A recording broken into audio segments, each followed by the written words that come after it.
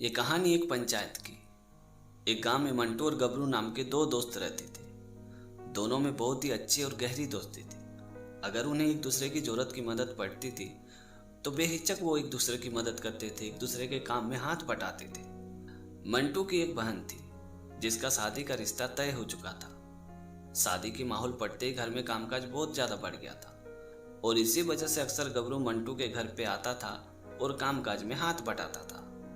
तभी गबरू ने नोटिस किया कि मंटू कुछ परेशान नजर आ रहा है। तभी गबरू ने मंटू से पूछा कि क्या बात है, घर में खुशी का माहौल है और तुम परेशान नजर आ रहे हो। कोई परेशानी है, कोई दिक्कत है तो मुझे बताओ। तभी मंटू ने थोड़ा निराश होते हुए कहा कि क्या बताऊं यार, लड़के वालों के यहाँ कुछ पैसे देना बाकी है, घर में भी थोड़े बहुत पैसे की जरूरत है और ऐसे में कहीं से पैसे की व्यवस्था ही नहीं हो पा रही है। बस इसी वजह से मुझे थोड़ा चिंता हो रही है, थोड़ी टेंशन हो रही है कि पता नहीं आगे क्या होगा। ये बात सुनते गबरू ने थोड़ा मुस्कुराते हुए कहा कि बस इतनी सी बात है, अगर कोई परेशानी है, कोई दिक्कत है तो मुझे बताता, मैं कब काम आऊंगा। तुम चिंता मत करो, तुम्हें जितने पैसे की जरूरत है वो मैं तुम्हें दूंगा। और यही बोल के गबरू सीधे अपने घर पे गया और 25,000 रुपया लेके आया और मंटू को बाहर बुला के उससे 25,000 रुपया दे दिया। कुछ ही दिनों बाद मंटू की बहन की शादी खुशी खुशी पार हो गई और इस घटना को करीबन 6 महीना बीत चुका था। मंटू ना तो गबरू के पैसे के बारे में जिक्र करता था और ना ही उसे पैसे लौटाने की बातें करता था। और एक दिन अचानक गबरू को पैसे की जरूरत पड़ गई तो गबरू सीधे मंटू के घर पे गया और मंटू से कहा कि भाई, मैंने तुम्हें जो वो 25,000 रुपया उधारी दिया था वो पैसे कृपया मुझे तुम वापस कर दो।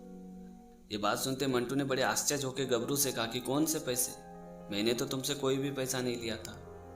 मंटू की ये बात सुनते गबरू के पैरों तले जमीन खिसक गई। फिर गबरू ने थोड़ा जोर देते हुए मंटू से कहा कि क्या तुम्हें याद नहीं है, तुम्हारी बहन की शादी में मैंने तुम्हें 25,000 रुपया दिया था। ये बात सुनते मंटू ने हंसते हुए गबरू से कहा कि जब मैंने तुमसे पैसा लिया ही नहीं तो भला मुझे याद क्यों रहेगा।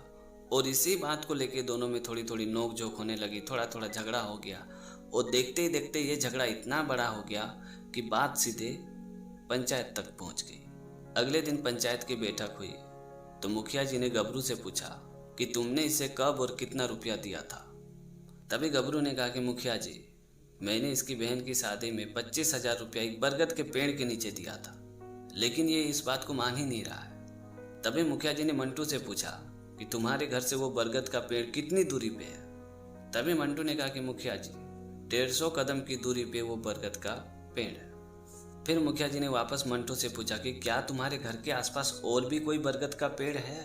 तभी मंटू ने कहा कि हाँ हाँ, मेरे घर के सामने और 2 बरगद का पेड़ है, एक 100 कदम की दूरी पे और एक करीबन 80 कदम की दूरी पे। मंटू की यह बात सुनते मुखिया जी ने मंटू से कहा कि मैं तुम्हें 1 हफ्ते का मोहलत देता हूँ, तुम गबरू के सारे पैसे वापस लौटा देना। ये बात सुनते गबरू ने गुस्सा करते हुए मुखिया जी से कहा कि मुखिया जी, जब मैंने गबरू से पैसा लिया ही नहीं तो भला मैं पैसे लौटाऊं क्यों। तभी मुखिया जी ने गुस्सा करते हुए कहा कि तुम्हारी चोरी पकड़ी गई है। जब मैंने तुम्हें पूछा कि तुम्हारे घर से वो बरगद का पेड़ कितने दूरी पे है तो तुमने बड़े कॉन्फिडेंस के साथ कहा कि 150 कदम की दूरी पे वो बरगद का पेड़ है, जबकि तुम्हारे घर के सामने और 2 बरगद का पेड़ थे। तुमने तो उन दोनों पेड़ का जिक्र किया ही नहीं। अगर तुमने गबरू से पैसे नहीं लिया होता तो तुम ये कहता कि मुखिया जी, मेरे घर के सामने 3 बरगद का पेड़ है, आप किस बरगद के पेड़ की दूरी पूछ रहे हो। लेकिन तुमने तो सीधे सीधे कहा कि 150 कदम की दूरी पे वो बरगद का पेड़ है। इससे साफ जाहिर होता है कि वो 150 कदम की दूरी वाले बरगद के पेड़ के नीचे तुमने गबरू से पैसे लिया है। ये बात सुनते मंटू के माथे से पसीना आने लगी, धड़कनें तेज हो गई, वो अंदर से पूरी तरह से घबरा गया। फिर मंटू ने मुखिया जी को हाथ जोड़ते हुए कहा कि मुखिया जी, मुझे माफ कर दीजिए, मैंने गबरू से पैसे लिया है और मैं आपको वादा करता हूँ कि मैं मंटू के सारे पैसे वापस लौटा दूंगा। ये बात सुनते मुखिया जी ने मंटू से कहा कि तुम्हें गबरू के सारे पैसे तो लौटाना ही है, साथ में झूठ बोलने के आरोप में तुम्हें पंचायत को जुर्माना भी देना पड़ेगा, यही तुम्हारी सजा है। मुखिया जी की पंचायत देख के पूरे गांव के लोग जोर जोर से तालियां बजाने लगे। इसीलिए कहते हैं कि झूठ कितनों भी ताकतवर क्यों ना हो, सच के सामने हमेशा वो कमजोरी पड़ जाता है। तो दोस्तों, छोटी सी कहानी में ये सिखाती कि सच के बीज को कितनों भी नीचे दफन क्यों ना कर दो, उसे जमीन फाड़ के निकलने के लिए बरसात की कुछ बूंदें ही काफी है। इसीलिए हमेशा सच्चाई की राह में चले, थोड़ी मुश्किल होगी, थोड़ी कठिन होगी, पर यकीन मानिए वो बहुत ही बेहतरीन होगी। तो दोस्तों, आज की कहानी आपको कैसी लगी कमेंट करके ज़रूर बताना। और अगर आपने हमारे चैनल को अभी तक सब्सक्राइब नहीं किया तो प्लीज़ यार चैनल को सब्सक्राइब कर देना, क्योंकि इस तरह का कंटेंट मैं हमेशा अपने चैनल पे लाते रहता हूँ।